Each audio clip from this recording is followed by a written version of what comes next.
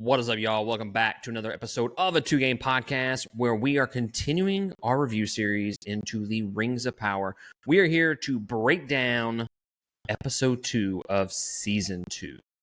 I have Sir Nicholas with me. Howdy, howdy. And Sir Creston. What's up, you fucking nerds? And guys, if you have not been following along with our series, we have deep dived into everything Lord of the Rings up until season 2 right now. So there's a playlist. We have broken down both of those trilogies and then season 1 of Rings of Power as well.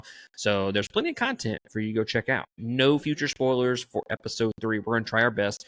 We got to be fair here. Call spade a spade. We didn't do a very good job last episode. I'm going to be honest, boys. I might be a loose cannon tonight. You did a great job. I did not say anything about episode 2. No promises from my end. Look, Creston and I are already throwing some back for our little gangbang that we got going on later tonight with Diablo 4. And Nick over here also throwing some back. So it's going to be spicy. It's going to be spicy.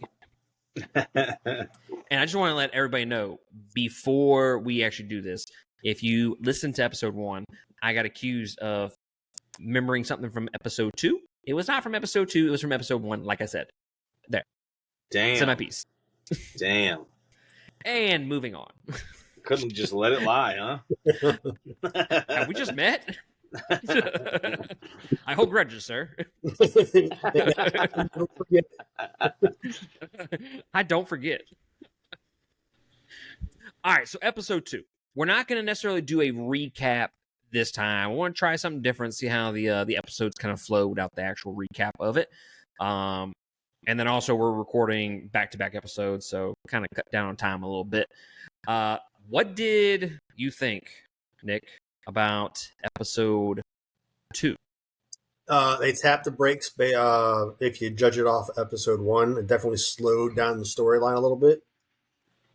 But it wasn't a bad episode. It was a good character episode, especially really that early off in the season, I think.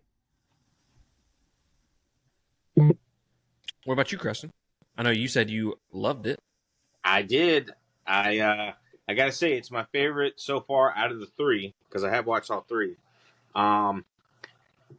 Definitely slowed down, like you said. Still Sauron heavy, though. We got to see a couple of other areas, a couple of other races of peoples, kind of what's happening with them and stuff. But it's still leaving you wondering what's going on with my boy, Arondir. You know? Yeah.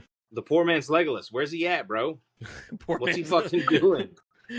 I really like how they are really slowing down the storyline, and they're not showing everybody in every episode. Yeah. The first episode, you got 3 storylines. This episode, you get like 3 or 4 storylines, but you're not getting all of them at once. Yeah. And it makes it a lot more digestible. Agreed. The front half of episode 2, it was decent. You know, we got to see Khazad Dûm, but the second half, you know who shows up. And it was as advertised, sir. Jesus Christ. Hey, we're talking full spoilers, man. Go ahead and drop it. That's like right before the episode ends, but bro, that was the fucking highlight. Let's go ahead and talk about it, man. Let's go ahead and break it down. We're not doing a review. We're doing a talk about or whatever. The Lord of Gifts, bro. God damn. Him and Anatar Celebrimbor himself?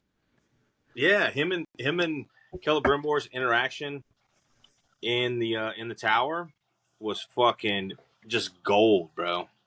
I loved it. Sauron was putting on a master class in deception. He really did. Like, bro.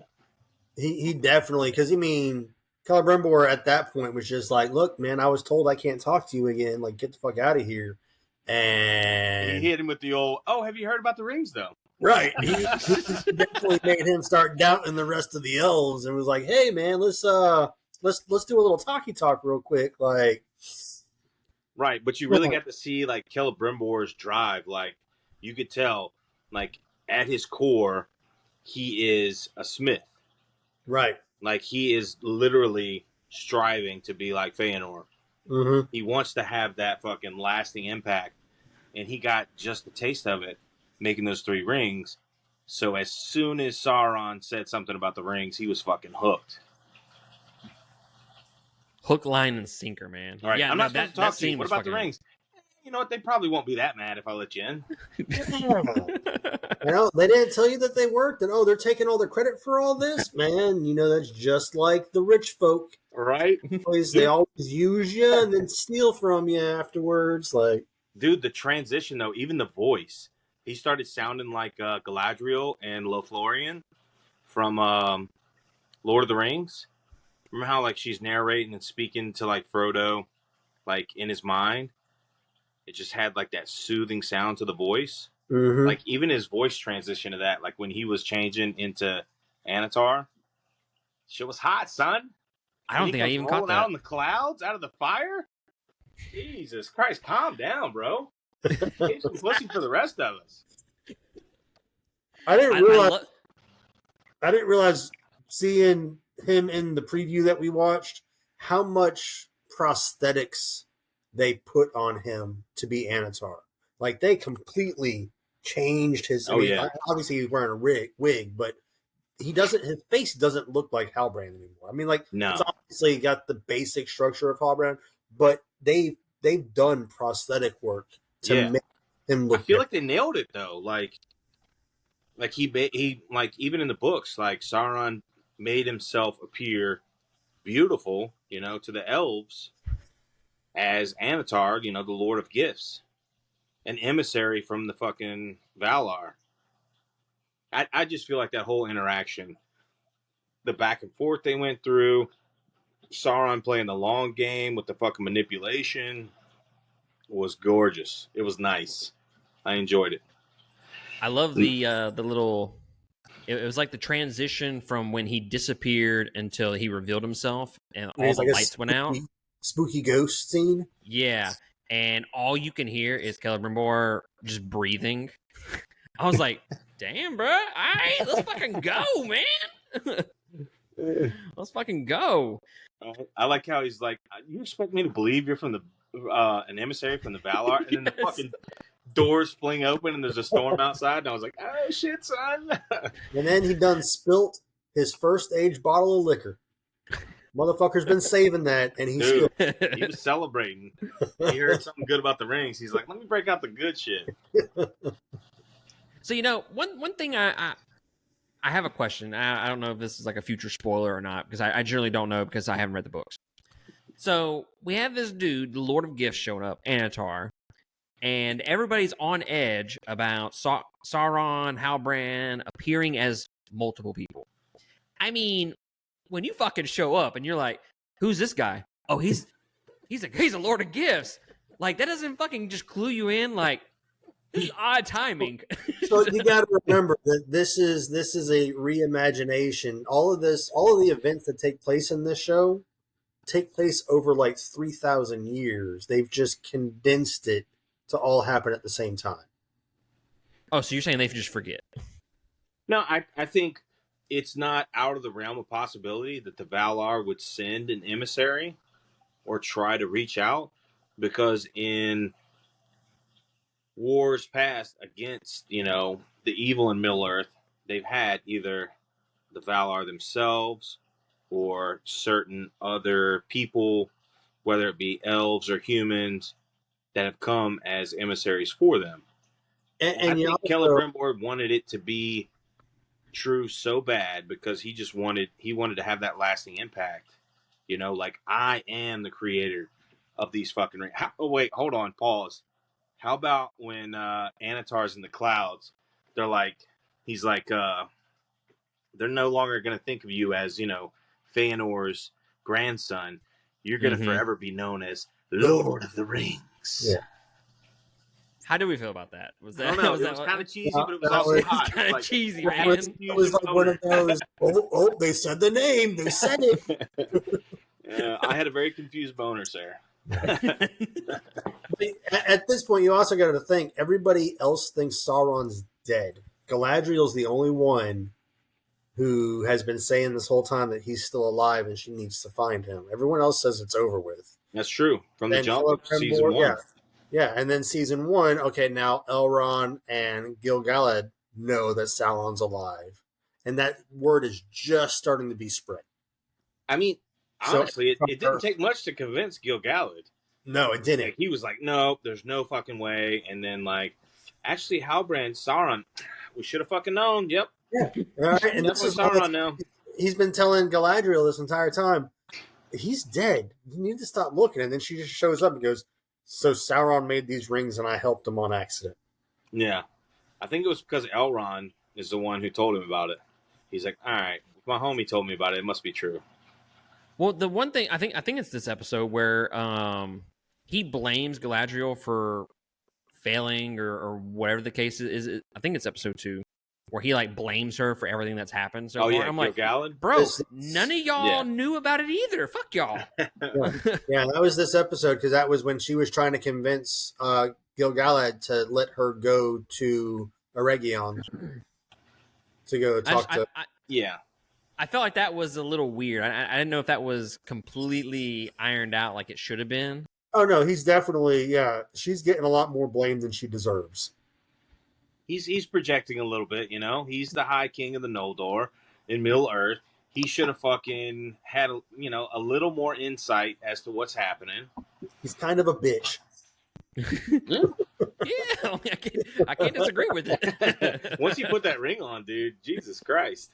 Dude, he didn't fucking waste no time putting that ring on. And you How about notice the visions, though? he was wearing like 5 rings, and then at the end of the episode, he was down to just that one. This was enough. He was fucking, what's his name with the gauntlet? Thanos. No, the dream sequence that you just mentioned, the very beginning of this episode, dude, where it's all red and shit. Except for the rivers running dry. Because he said he saw mountains falling, and that the mountain was collapsing in Khazad Dûm. Mm-hmm. And then he said he saw dark clouds above a white tower. That's what was happening when Anatar was like, or when Halbrand was converting to Anatar in Eregion. So the only thing that hasn't happened is the river's drying up. Ooh. But what about Celebrimbor being like stabbed against that tree and shit like that? Oh, yeah, that was hot. That was gnarly. And then they have the classic like Lord of the Rings prologue lines, kind of what's the word I'm looking for? Thrown over top of that. That's not the right word I want to use, but fuck it. You know what I'm talking about? What you mean? Like after that vision happened? You know how the beginning of Fellowship, Galadriel talked about, hey, we had so many rings for this, and she had like her classic prologue. It was thrown over that. Yeah, no, that was song. And the fact that Celebrimbor was reciting it as he's being attacked by these vines, and he's like, yes, are these not the seeds that you just planted? Like, didn't you plant these? Got her second guessing herself a little bit. Dude, I was diamond status during that little scene. Dang. Diamond. Well, let me go back to this vision of Gil-galad, because he said he saw the rivers run dry, or waters run dry, something like that. And then when she was saying she felt like there was an evil, or something bad was about to happen to Celebrimbor, and he's like, "Don't worry, Eregion's surrounded by a river, and then walls built by the dwarves that are 10 feet thick, yada yada." They're coming across the river. They don't need to, though, because he's already there. Right, but here's the thing, though. Now that they have Adar, a new antagonist, who is basically, there's like a 3-way fight. There's Sauron trying to get total control. There's Adar, I guess, trying to kill Sauron. And then there is Gil-galad and the elves trying to kill everyone. Trying to kill everybody. So, and then, like, who knows what's going on in the Southland? Where the Fuck it. fuck are all those people? We just need 2 more armies, and we can make the last movie of Hobbit again. Fucking 5 armies. I see what you did there. It'll probably be a better movie. Yo, easy, okay? Fuck. Y'all shit on that fucking show enough when we did that one. Give it a break. That horse is already dead. Quit kicking it. All right, so we've talked about Anatar. How about Khazak Doom? Ooh, I enjoyed when Khazad Disa Dûm. went up in there and fucking whipped her dick out on King Durin. Bruh. She is one of my favorite characters. I like her. Yeah. I like her. She straight up went in there and just basically called him a little bitch, you know? Mhm. Takes Just, no shit off of nobody. just laid it right on his shoulder, man. She, I thought that was a really great scene. she speaks her mind, man. She Yeah. to For sure. both of them. During 3 and 4 or 4 and 5, whoever it is, she just fucking lays it out to both of them. Like, y'all are both a bunch of bitches. No, I would say, like, in season 1, I wouldn't say that she's, like, one of my favorite characters out of that. It was kind of like when she showed up, I'm like, I like it. I'm okay She with was a it. strong She character. was solid, yeah. Yeah. I gotta say, she was. Well, I'm talking about, like, in terms of my favorite characters. She wasn't, like, up there in terms of just the ones that I was like, oh, my God, I'm ready for this character to show up on the screen. But with just these couple scenes that we see her in this one, I'm like, yeah, you moved up the list. You moved up the list. She means business when she steps does. on there.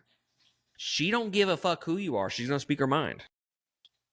Now, did she sing to the mountain? Yes. Okay, because I know at the end of episode 2, Durin, the Prince Durin gets the invitation from Celebrimbor, and you're like, oh shit, you know, the Spidey sense starts tingling. We're about to get some more fucking rings, you know, like, Yeah. about to start passing them out to the dwarves.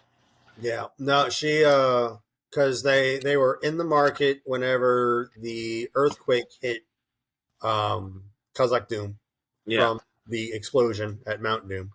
Yeah, they closed all the sun tunnels. Closed all the sun tunnels and broke all the mirrors and everything else like that.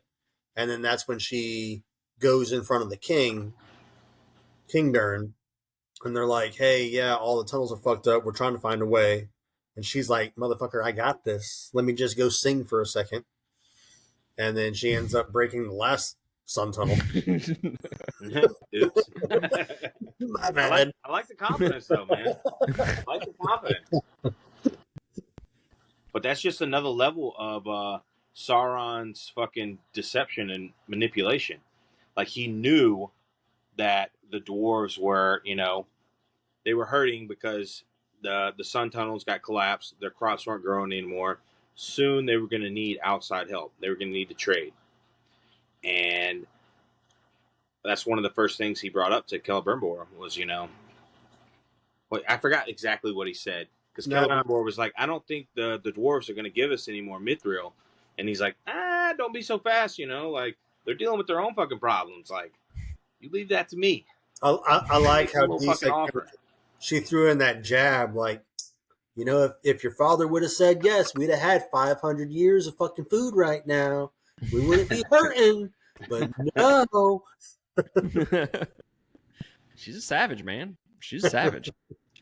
No, I think that finally coming back to like Khazad Dûm, you know, like we said earlier, I like how episode 1 focused on this core, episode 2 focused on this core, and then we're getting back to Khazad Dûm. And going back to season 1, that was a set or a location, set of characters, whatever, that kind of really grew on me over the course of the season. Because you did not like Khazak Doom in the beginning. I did not. And as it progressed, I started catching on a little bit. I'm like, okay, I can fuck with this a little bit. And then now that we've gotten back to it, I'm like, yeah, man, I still fuck with it. Let's fucking go, bruh. Let's fucking go. Just don't fucking show me the Harfoots. Which, by the way, we saw the Harfoots again. I was about to say, let's get into it. Okay, I've talked shit about the Harfoots, all right? Rightfully so. I think they fucking deserve it. Absolutely, they do. Episode 2, I'm not going to say it's good. I'm not going to say that I like it or love it. It was better. Let in me this just episode. say I don't give a fuck who it is. I'm not dragging 2 fucking bodies through a desert. Like, bitch, get up and help me. I'm not dragging nobody, even my own kids. Get I up. love how thirsty too, motherfucker. the dude passes out, and they're like, "Oh my god, he's not breathing. Give him some water." And he fucking and then he fucking wakes up. I'm like, I don't think that's how that works, but whatever. Oh Lord, he needs some milk. Dude, wait, was this the one where he did the fuck? He found the staff by the Yeah. by the well, huh? Yeah. And he did the sand tornado. Bro. Yes. Homie's got some serious power. So we were introduced to the Dark Wizard, that's what has me questioning whether this guy is actually Gandalf or not. Was that in this episode? Yes, it was. Yeah. Yes. Yeah. Because remember, he had his fucking trackers who sounded like the Mandalorian. I found him and I'll kill the fucking halflings. Yeah. Wearing his little mask and shit. Also, I've decided half the cast of this show is just Game of Thrones regurgitation. Yeah. I didn't make the connection to Mance Rayder until you said it. Yep. That's wild. That's a nice little nugget. And but yeah, the Dark Wizard, he shows up and you're like, okay, what the fuck? So that has me questioning whether this guy, the stranger, is actually Gandalf. Well, or if he's going to be an original created character in addition to even the Blue Wizards, you know?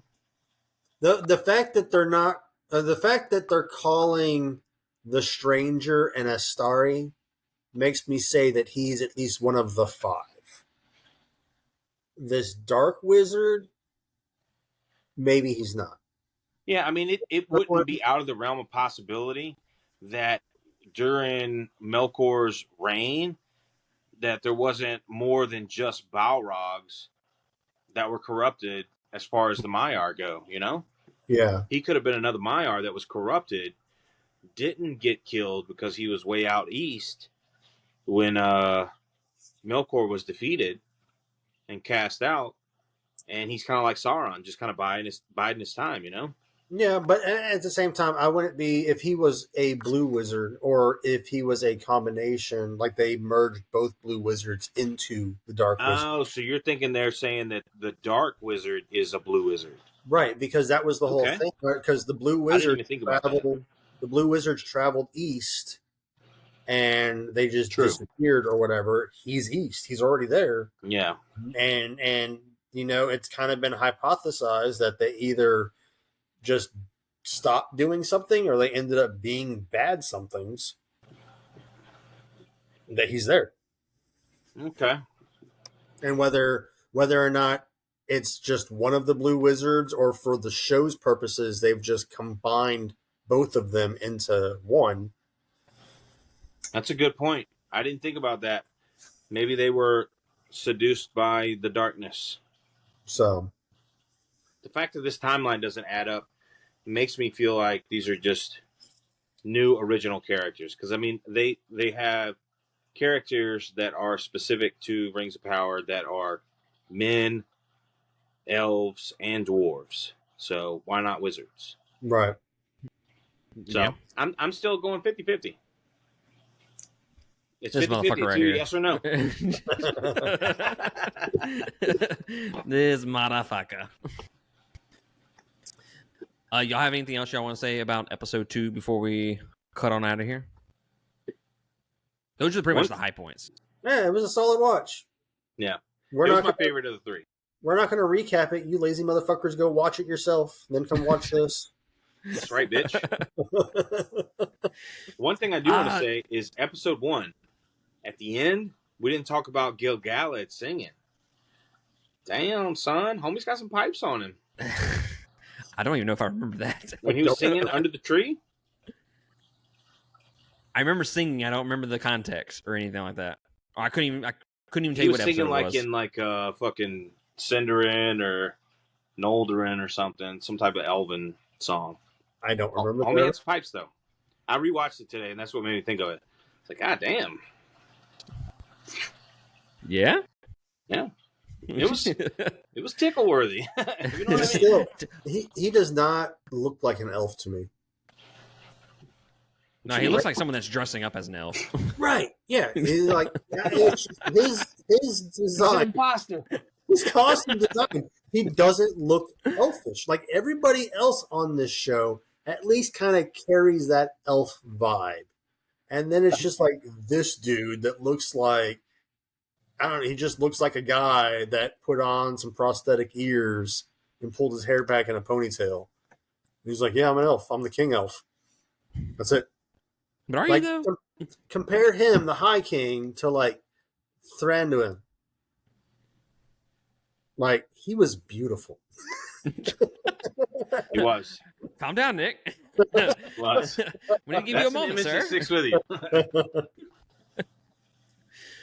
But no, I agree. I thought it was a good episode. It was not bad by any means. I thought it was really, really good. It still kept up my hype, for sure. I think out of the three, it's probably my least favorite. But I'm not really saying that as a negative. I just think the other two are just that good. And I think costume design, everything has improved.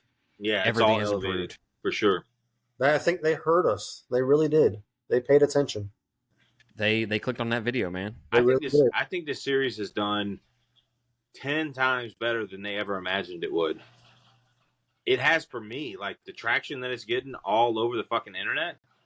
There's so many more people invested in the show than I thought there would be. You know, I actually Fucking saw crazy. positive comments on Facebook today.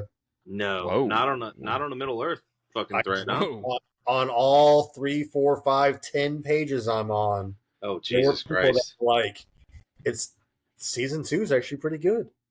Damn. And I'm like, Hey, man. oh my God. Like we said, all the big issues that we had, like the big issues. I know we had like minor shit going on, but like the big things from season 1, they have corrected just about all of them. This is why I said they should have greenlit a season 2 for the Acolyte. Give them a chance Just- to recover. Hey, did we talk you about can't recover. Didn't the Numenorians make a little fucking appearance at the beginning of No. this episode? No. No, No. I think it's strictly just episode 3. Yeah, Okay. season 2. All right, man. I don't know. I could be They're all wrong. kind of running together. They're splitting the story up, man. They're introducing somebody, they're taking somebody else away. Okay. Listen, I'm not as confident on that answer as I am about the little Elrond and Galadriel thing from episode 1. I mean, at this point, I'm just going to take y'all's word for it because I have no fucking idea. I don't remember. I don't think so. I don't think so. I'm I trust y'all's judgment. like 95% sure. Well, if they did, then crisp I'm just going to talk 60. about it as if they appeared in the third episode anyway. So, Hey guys, so Indeed. watch the recap for episode 3 next. We're going to talk about Numenor. All right, guys. Well, that is going to be it from us. Comments down below. Leave us one of what you think about episode 2 or the series in general. Also, in the description below, we have links to all of our social media accounts. We would greatly appreciate it if you like, subscribe, follow, do all that bullshit. Really helps us out. Go follow us on TikTok. I'm doing instant reaction videos on TikTok as soon as I watch the episodes when they release, so you can catch out my instant thoughts on that, or you can just wait for YouTube, whichever you prefer. But we'd appreciate if you did both. Okay, take it down both ends, as they say. damn. But yeah, we greatly appreciate y'all joining us for this episode and this series, and we'll catch y'all next time on episode 3. Latest.